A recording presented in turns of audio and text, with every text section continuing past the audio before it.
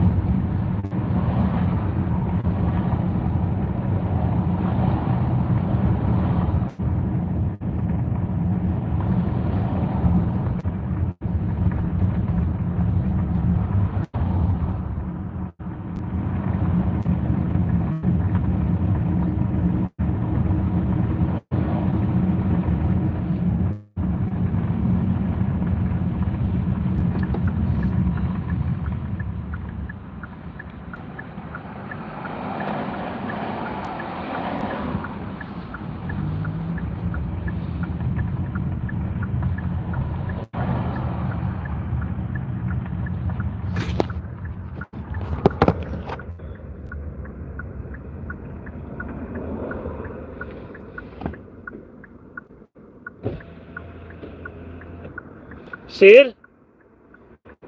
Are you Sid? No. Uber Eats? You're not Sid. I'm not leaving. No, I said you're not Sid. The customer. Oh, it's down there.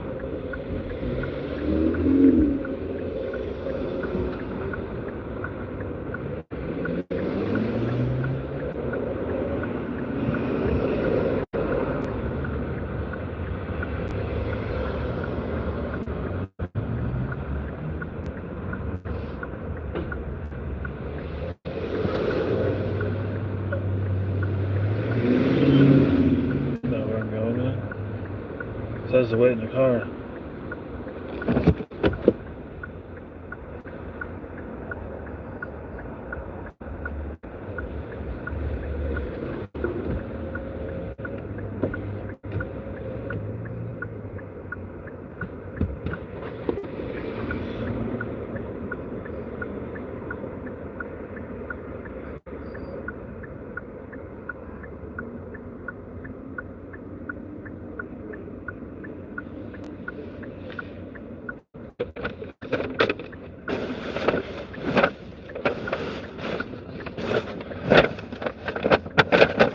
Come on, man.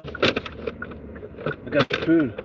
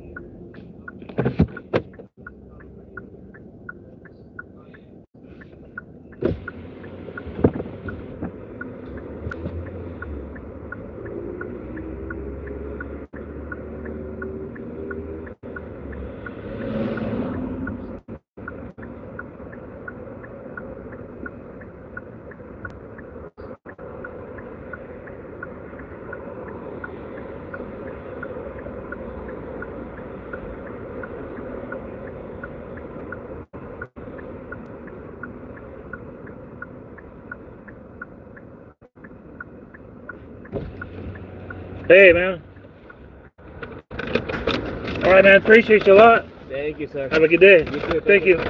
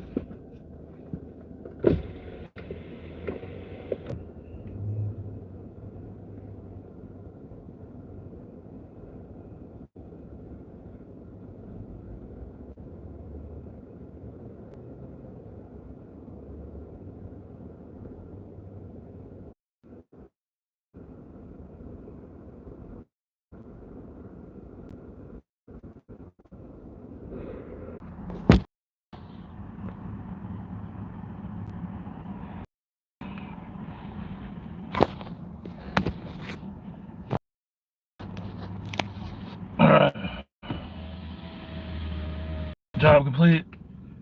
On to the next.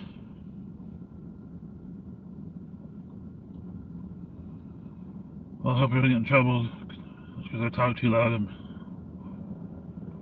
Uh,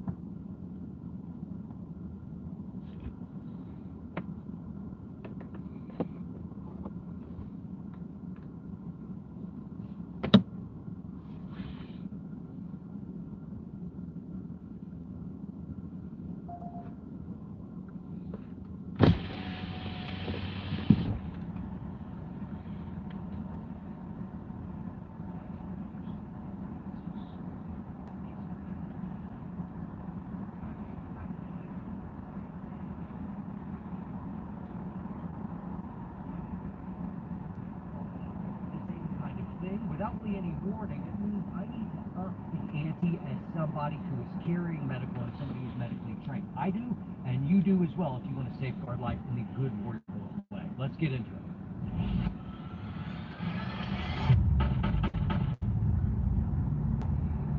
All right, so Paul, you had a eventful weekend in Florida. It was more than a normal training event often offers us, right? So we did have a student unexpectedly collapse after running a rifle drill in our Rifle 3 class on Friday. And and then we kicked into action. Our plan that we briefed, we went right into it, and we were able to save this guy. So, did he have prior medical stuff? As I understand, he was one of my former students. He was a current student of yours, obviously, but was there any indication? Did he have something pre-existing? Or nothing we could see, nothing we found out subsequent to the event. He was a pretty healthy-looking 60-year-old male, and was, no kind of, he wasn't carrying around a lot of extra weight. He was handling all the drills and the training very well.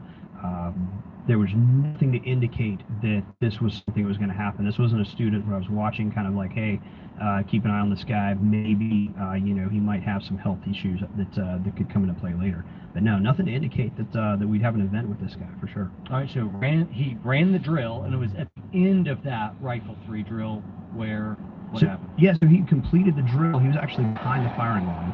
I was watching the range. I was looking down range. He was up range to me when it happened. And basically, from what the guys told us that were there, because we were running basically a man-on-man drill. So there were several students kind of grouped together back at the behind the firing line where he was when he collapsed. So several of the students saw him collapse. He went down kind of slowly, dropped to the ground. It wasn't just a puppet strings cut kind of thing like I've seen guys do before who have fainted or due to dehydration, that kind of thing. He went down kind of slow, like almost like he knew it was coming, but he was not communicative.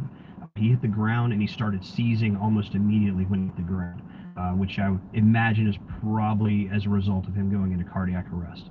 So as he was seizing, Our two medical professionals, basically, of course, I could ceasefire range, and as per our medical brief, I went straight to my vehicle to get my cell phone, was on the phone with 911 dispatchers while our primary and secondary medics were working on it. And those were the medics, they were just students in the class that happened to have paramedical, right? So we had one student in the class that we had designated as our primary kind of range medic. He was a trauma nurse, also has some TCCC training, and then Was that Ian? It was Ian, right. So Ian was our primary first responder. He was actually in the middle of running the drill, called a ceasefire. The guys got his attention. He dumped his rifle, moved immediately to the patients. Sam, one of our other instructors, Sam Houston, he went right to the patient as well. And so we had several guys on him very quickly.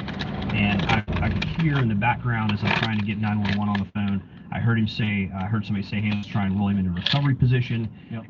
They had tried to roll him into recovery position. It seemed like he was still possibly seizing at that point. I kind of like moved up so I could get eyes on him a little bit. And then as I walked away, when 911 answered the phone, I walked away to get away from the noise so I could communicate effectively with 911 dispatchers. Then I heard something about not having a pulse, no breathing. And I heard starting CPR.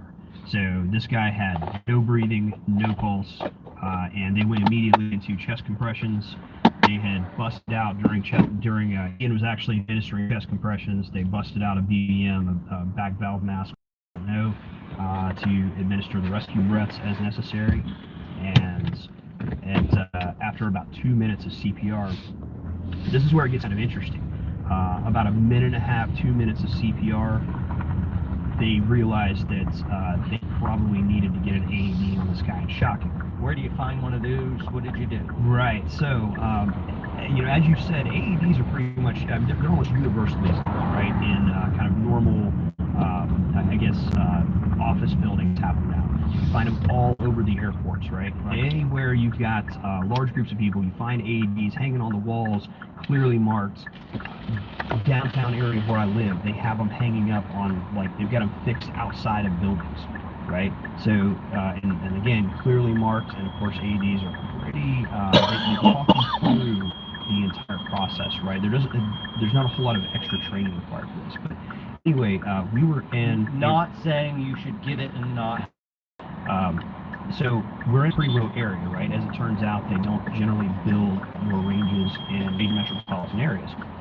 So we're generally in kind of remote areas where first responders are a little further out than in kind of normal suburban environments.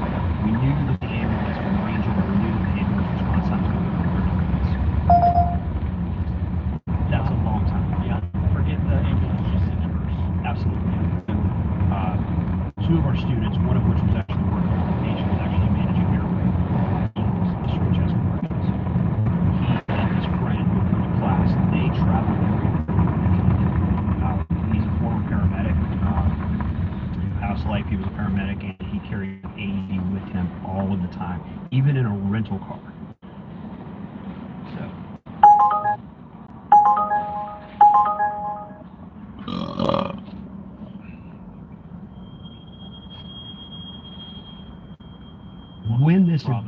When this had transpired, though, these guys, right, it's always a cascade of events, right, unfortunate circumstances sometimes, that have the outcome. They were trying to get AAA to unlock their vehicle. Somehow, unfamiliar rental car, they had managed to lock the keys in the vehicle, so the AED is locked in the vehicle. And we had to use some extraction tools to open the vehicle. Sam was able to get an axe out of his vehicle. He carried some recovery tools with him and broke the window to get the AED out.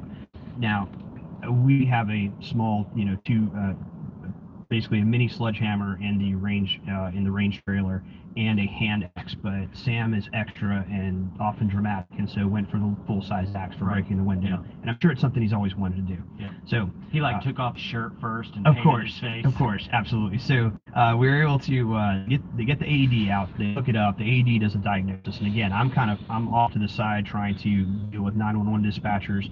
Of course, the initial one has to transfer me over to somebody that's closer to the local area where we are, that kind of thing. I haven't had to call 911 and actually deal with first responder dispatchers in a long time. And it can be kind of frustrating even when you're delivering very concise information about what you need and the sort of assets you're requesting based on the situation and the assessment of the first responders on scene, it's very difficult sometimes to get things moving as fast as you want them to. So we took trauma shears, cut his shirt off so we could get good skin contact with the pads for the AED. The AED will do assessments of the patient and recommend shock or not. The AED recommended shock. So everybody cleared. They hit him with the AED. They shocked him one time. And went right back into chest compressions again. So another minute to 2 minutes of chest compressions go on. AED recommends another shock, give him a shock. And I'm just about to kind of close out, I hope, my conversation with the dispatchers and get assets from Chris. And patient regains consciousness. He comes back, eyelids start fluttering, and he's not initially communicative. He's kind of coming out of a fog, and the guys are they're talking to him, they're saying his name and trying to get him to respond. And eventually he kind of comes out of it, and he has no idea where he is. He doesn't know who he is, but he was very confused, obviously. Kind of big, his body took a big shock, bigger, so he's dealing with kind of recovering from this thing. So, yeah, man, and there was kind of some fist bumps going on, and we're all pretty excited to regain consciousness, although I'm still pretty trepidatious at this point because we're not out of the woods, right? We don't have an ambulance on scene. We were there with him for another 20 minutes, I'd say 25 minutes before the ambulance responded.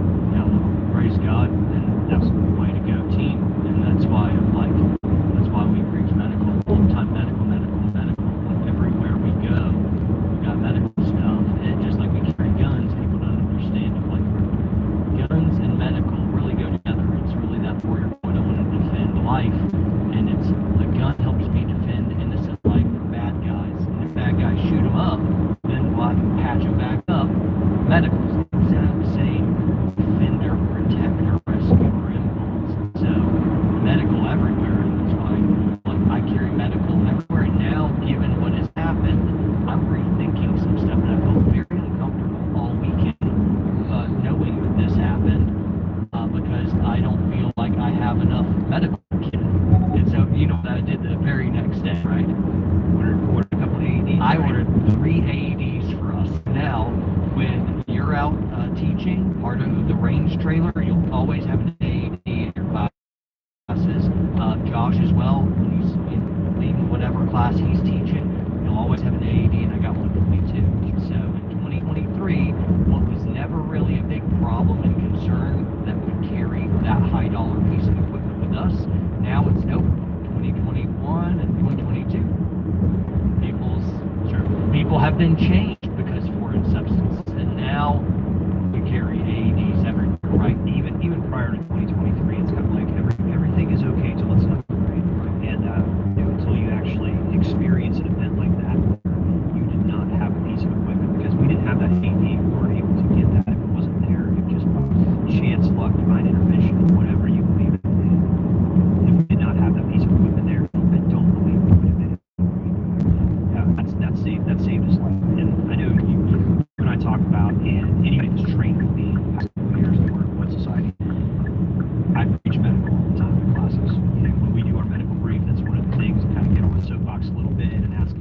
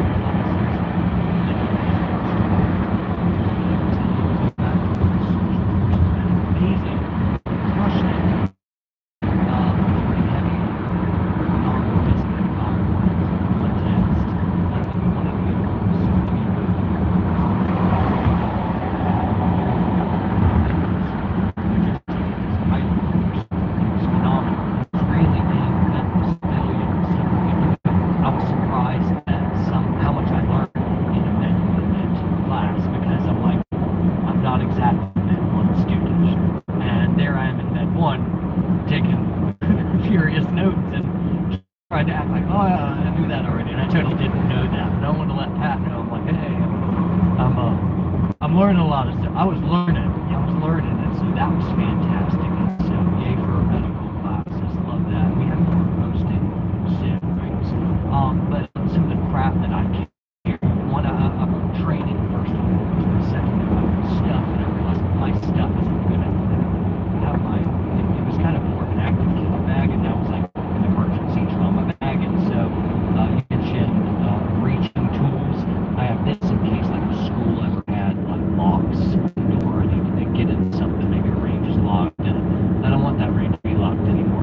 Really, to cut some kind of medial-ish padlock, this isn't going to work. I've already tried it, so it's kind of tiny stuff, or I could fashion a windshield, but it's some type of breach of construction. So I'm not really happy with this. I wonder if just a sledge around the same size, it'd probably be better than I think it was, but a placeholder for now. I obviously bought us the AEDs. They'll be here soon, and we'll be carrying those, and we'll get some more realm training. The other kit that I added is these little CPR masks, and really, I think the bag mask will be a little bit better here, but hey, I don't care as much about slimming down. Whenever people are driving this bag, the bigger bag, because I'll be ready to go, but I wanted some type of CPR mask, and this isn't as good as that mask. Yeah, I'm carrying a CPR mask and it's also and they actually make plastic so I'm looking to get something that's probably about the same size, just to so I've got one of these in my EDC carry packs that goes everywhere with me, and also one of our medical kits that goes with it. I carry the double. We do these clear so that you can immediately see the contents as you're fishing for, rather than before we had all the IFACs of like it's this ninja camouflage whatever, and you unzip it and you have to figure it all out. I'm like, nope, I can see everything while I'm unzipping. It's just going to save you some time, and it's not going to cost as much as the whatever. The contents are expensive, so I have the double, and then I also have the triple. So I mean, I got 5 tourniquets and 5 sets of chest seals, 10 chest seals, and so if I rolled up on a mass casualty event, I'm going to be able to rescue a good bit of people with this stuff. And so I have that. Some other stuff that I've added to the mix is glucose, oral gel. There was an old man sitting in front of line in the Honduras airport last year. He just collapsed. And I mean, I so much so that I even caught him and laid him down. It was amazing. No one around me was helping. They kind of just stared. They just stared until I'm getting people to, find a doctor or something. Nobody spoke English around me as well, so I gotta play this in Spanish. I think it's a normal human reaction when you see something like that. Though most people are all of a sudden like, do I invade this person's space? Do I touch them? Or, would I even know what to do once I put my hands on them? Kind of thing, even people who rush to somebody's aid, it's the dog catching the car thing. It's like, what do you do now? Anyway, recovery position,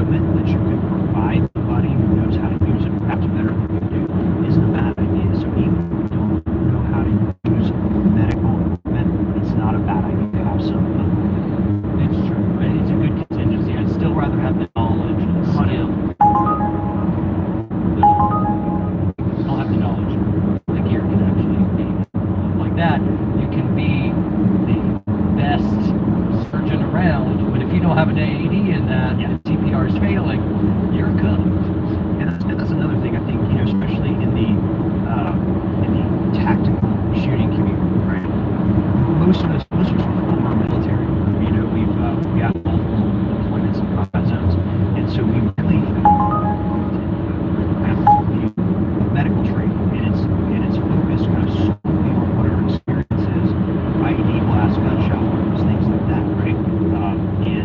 And so we kind of lose sight of, come back home, we're in the United States, we kind of lose sight of what the highest probability, right? We talk right, absolutely. That's what I'm dealing with. All the tourniquets in the world would not have saved that guy from it, right? And everybody's like, hey, please carry a tourniquet.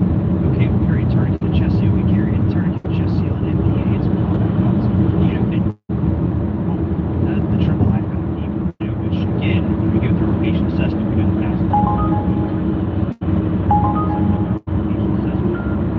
and those things are important, but this is where we've identified kind of an efficiency in our care, whether it's to range or it's on our person as we're Last thing is carrying around a fire extinguisher. I didn't take it out of the box. The magazine and boxes still roll through line, so I've got a little fire extinguisher ready to go. Here, and I don't know what pipe dream I'm going through. I'm like, I want a fire extinguisher, so I've got one of those in my vehicle. But it's interesting how with learning how to do it,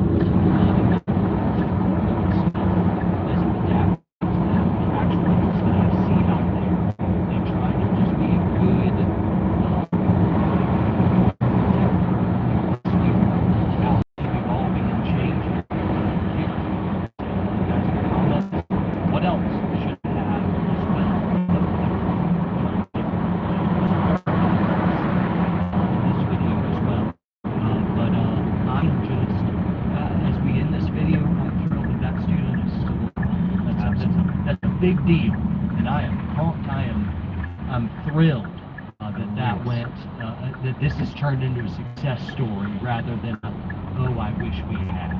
So guys, thanks so much for tuning in. Subscribe to the channel, like, comment, share, all that good stuff. We appreciate you. Train hard, train smart, and stay tuned.